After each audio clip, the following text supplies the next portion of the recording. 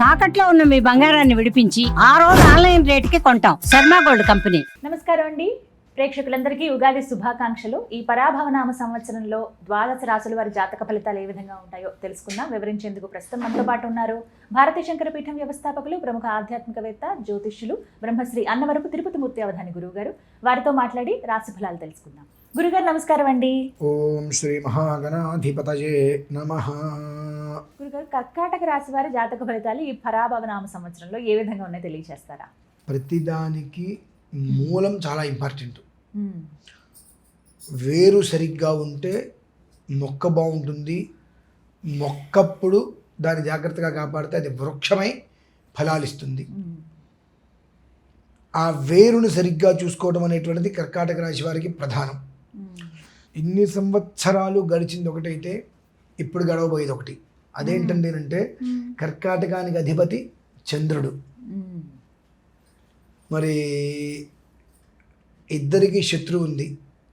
బృహస్పతికి చంద్రుడికి మంచి శత్రుత్వం. పరాభవనామ సంవత్సరంలో ఇంచుమించుగా మొత్తం పరాభవాలే ఉన్నప్పటికీ కూడా కొంతమందికి దాని ప్రభావం ఎక్కువ ఉంటుంది అనడానికి మనం వృషభ రాశి గురించి చెప్పుకున్నాం. అలాగే ఇంచుమించుగా అటువంటి స్థితే కర్కాటక రాశికి కూడా ఉందమ్మా. ఎందువల్లనంటే వెన్నుపోట్లు. వృషభ రాశి వారికి ఏమో వాళ్ళని నమ్మిన వాళ్ళకి వెన్నుపోట్లు. అంటే ఎట్లా వృషభ రాశిని మనం నమ్మాం అనుకోండి, వాళ్ళు మనల్ని వెన్నుపోటు పొడుస్తున్నారు. కర్కాటక రాశి వారు ఎవరినైతే నమ్ముతారో ఆ రాశి వాళ్ళని ఎదుటి వాళ్ళు వెన్నుపోటు పొడుస్తారు, పొడిపించుకుంటారు పాపం వాళ్ళు. ఆ రకంగా మన అనుకున్న ప్రతి ఒక్కళ్ళ చేత వాళ్ళు ఇబ్బందులు పడాల్సిన పరిస్థితి వస్తుంది. ఎవరైతే కనుక నిజంగా వాళ్ళ క్షేమాన్ని కోరుతారో వాళ్ళని వీళ్ళు నమ్మలేరు. కర్కాటక రాశి వారి యొక్క జీవితం ఇలా ఉంటే బాగుంటుంది అనేటువంటి క్షేమాన్ని కోరితే పూర్తి స్థాయిలో వాళ్ళని వీళ్ళు నమ్మలేరు.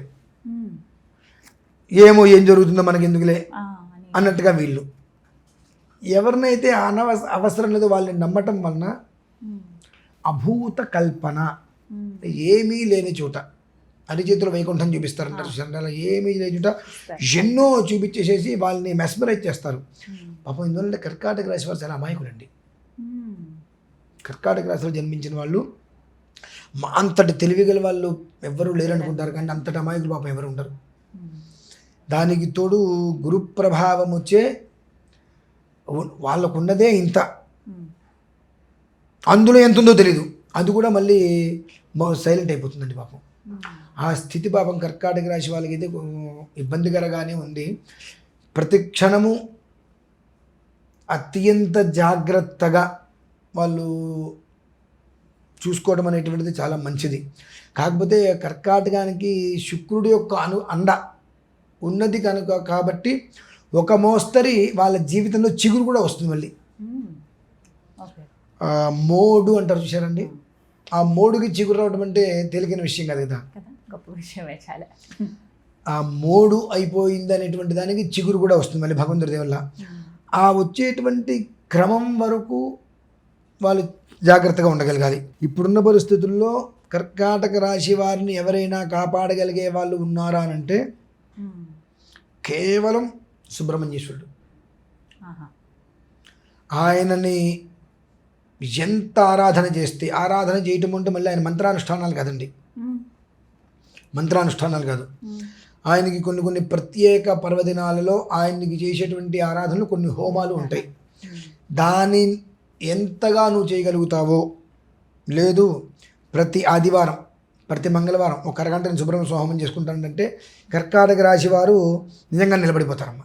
అంటే అంత కర్మ ప్రారంధం అనేటువంటిది అంత ఇబ్బందికర వాతావరణంలో ఉన్నప్పటికీ కూడా కేవలం వాళ్ళకు ఉన్నటువంటి ప్రతి ఒక్క దాని నుంచి గెట్ అవుట్, నేను ఇక్కడ నిలబడ్డా, నువ్వెవరు రావడానికి, నీకు చేతనైతే నన్ను తప్పించి నన్ను దాటి నువ్వు అప్పుడు చూసుకుందాం, ఈ పిల్లవాడు నా రక్షణలో ఉన్నాడు, నేను కాపాడుతున్నా, నన్ను దాటి నువ్వురా అనే రీతిలో సుబ్రహ్మణ్యేశ్వర నిలబడతారమ్మా.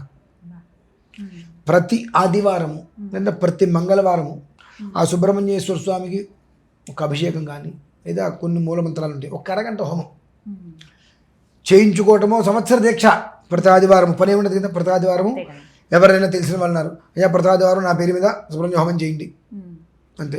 ప్రతి మంగళవారం నేను అభిషేకం చేసుకుంటాను ఇంట్లో. ఈ 2 వ్యవహారం చేసుకోగలిగితే ఇక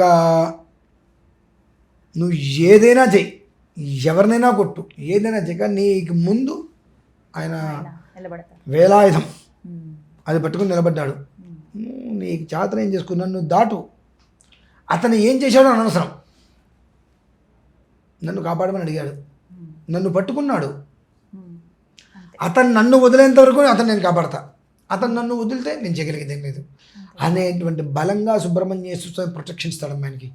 కాబట్టి కర్కాటక రాశిలో జన్మించిన వారందరూ కూడా నేను అంటే అమాయకులే పాపం.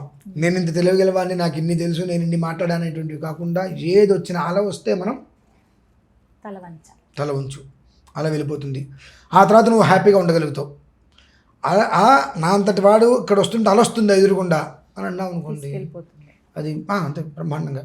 కాబట్టి తల వంచడం వలన కిరీటం కింద పడిపోవట్లా, నిలబడుతున్నావు. అర్జునకి నా బాణం వేస్తే అర్జునుడికి కిరీటం పడిపోయిందిట.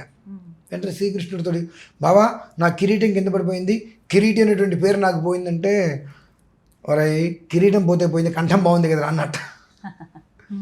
ఆ తలకాయ కంఠం ఉంది కదా, నీకు కంఠానికి గురి పెట్టాడు, నేను రథం కిందకి దించా కాబట్టి కిరీటం కొట్టేసింది. కాబట్టి నువ్వు మళ్ళీ కిరీటం పెట్టుకోవచ్చు. ఆ కంఠము ఆ మెడ ఉంటే నువ్వు దానికి ఎన్ని అలంకారాలు చేసుకోవచ్చు, అక్కడికి సంతోషపడి కిరీటం పోయిందని ఏడవకు అని అన్నట్టు. అట్లాగే మనకి ఏదో ఉందనే విషయాన్ని పక్కన పెట్టి ఏదున్నా టైం మంది కాదు అనుకుని సుబ్రహ్మణ్యేశ్వర స్వామి ఆరాధన చేసుకుంటూ ఒక్కసారి జాతక పరిశీలన చేసుకోవడం చాలా అత్యంత శ్రేయదాయకం. ఈ రాశి వారు ఏమాత్రం అవకాశం ఉన్నా పరాభవనామ సంవత్సరముచే పరాభవం లేకుండా ప్రశాంతంగా ఉండడానికి 8 రోజుల ముందే తిరుమల మహాక్షేత్రంలో అష్టలక్ష్మి మహాయాగం అనేటువంటిది చేసే సంకల్పం జరిగినది. దేవేంద్రుడు స్వర్గానికి అధిపతి, ఆయనది జ్యేష్ఠ నక్షత్రం, ఆ రోజు ఆ నక్షత్రం ఉంది. అలాగే బుధవారం, బుధ అనుగ్రహం. ఇట్నుంచి చూసుకుంటూ వస్తే బృహస్పతి ఆ సమయానికి రాజుగా వస్తున్నారు. అప్పుడు వీళ్ళందరికీ కూడా అధిష్టానం ఉపేంద్రుడు అనగా శ్రీ మహావిష్ణువు. ఆ శ్రీ మహావిష్ణువు ఎప్పుడు సంతోషపడతాడు అంటే అమ్మవారిని మనం ఆరాధిస్తే ఆయన బాగా సంతోషపడతాడు. ఆ కారణం చేత తిరుమల శ్రీవారి యొక్క పరిసరాలలో అష్టలక్ష్మి మహాయాగం అనేటువంటిది సంకల్పం జరిగింది కనుక ప్రత్యేకంగా ప్రతి ఒక్కరూ కూడా ప్రత్యక్ష పరోక్షంగా కానీ ఆ ఒక మహాకర్తులో పాల్గొనగలిగితే ఆ పరాభవము అనేటువంటి నామం నుంచి బృహస్పతి యొక్క అనుగ్రహం కలిగి ఆ శ్రీ మహావిష్ణువు తోడి ఉండి పరాభవము అనేటువంటి దాని నుంచి మనల్ని ఏమాత్రం అవకాశం దూరంగా ఉంచడానికి చాలా అవకాశం ఉంది కనుక అది దృష్టిలో ఉంచుకొని 12 రాశుల వారి కోసం ప్రత్యేకంగా నిర్వహిస్తున్నటువంటిదే ఈ యొక్క అష్టలక్ష్మి మహాయాగం 11వ తారీఖు మార్చి.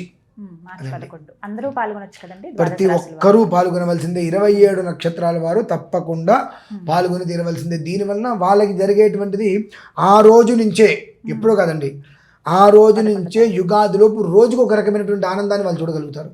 అది మాత్రం నేను ఖచ్చితంగా చెప్పగలనమ్మా. 1,000,000 విప్పపూలతో హోమం చేస్తున్నా. అద్భుతం. మామూలుగా ఏదో 1 కిలో 10 కిలోలు కదమ్మా, 1,000,000 విప్పపూలతో ఎందుకు హోమం చేస్తున్నానంటే ఆ పరాభవన సంవత్సరం ఏ స్థాయిలో ఉందో తెలుసు కాబట్టి. విప్పపు అంటే మధుపుష్పం అంటారు, అమ్మవారికి అత్యంత ప్రీతికరమైనటువంటిది. ఆ అమ్మవారి ప్రీతికరమైనటువంటి పదార్థాల్లో అమ్మవారిని సేవించి తద్వారా శ్రీ మహావిష్ణువు యొక్క అనుగ్రహంతో రాజుగారి యొక్క ఆశీస్సులతో క్షేమంగా ఉండాలి అని ఉద్దేశం. చక్కగా వివరించారు. ధన్యవాదాలు గురుగారు.